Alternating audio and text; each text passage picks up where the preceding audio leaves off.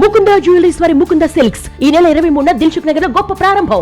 ప్రతి 3000 షాపింగ్ పై 3 గ్రాముల silver coin free. త్వరపడండి, ఈ ఆఫర్ ఈ నెల 23 నుంచి 30 వరకు అన్ని బ్రాంచ్లు వర్తిస్తుంది.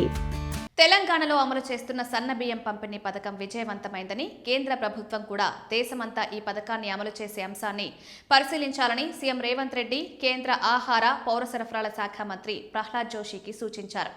హైదరాబాద్కు వచ్చిన ప్రహ్లాద్ జోషితో ముఖ్యమంత్రి తాజ్ హోటల్లో భేటీ అయ్యారు. దేశంలో ఎక్కడా లేని విధంగా తెలంగాణలో రేషన్ దుకాణాల ద్వారా సన్న బియ్యం పంపిణీ చేస్తున్నామని ఈ సందర్భంగా వివరించారు. ఇలా ప్రజలు తినే బియ్యాన్ని పంపిణీ చేయడం వల్ల పథకం లక్ష్యం నెరవేరిందని, పీడీఎస్ బియ్యం రీసైక్లింగ్ తగ్గిందని, బహిరంగ మార్కెట్లలోనూ ధరలు స్థిరపడ్డాయన్నారు. దీనిపై పూర్తి స్థాయిలో అధ్యయనం చేసి నిర్ణయం తీసుకుంటామని సీఎం రేవంత్ కు ప్రహ్లాద్ జోషి చెప్పారు. కాగా కేంద్ర ప్రభుత్వం రాష్ట్రానికి తగిన సహకారం అందించాలని కోరుతూ సీఎం రేవంత్ ఈ భేటీలో పలు అంశాలను ప్రస్తావించారు. 2024-25 రబీ సీజన్కు సంబంధించి అదనంగా 10 లక్షల టన్నుల బాయిల్డ్ రైస్ కోటా పెంచాలని కోరారు.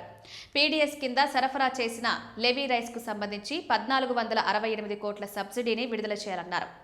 పీఎంజీకేవై 5వ దశకు సంబంధించి పెండింగ్లో ఉన్న 343.27 కోట్ల సబ్సిడీ నిధులు విడుదల చేయాలని కోరారు.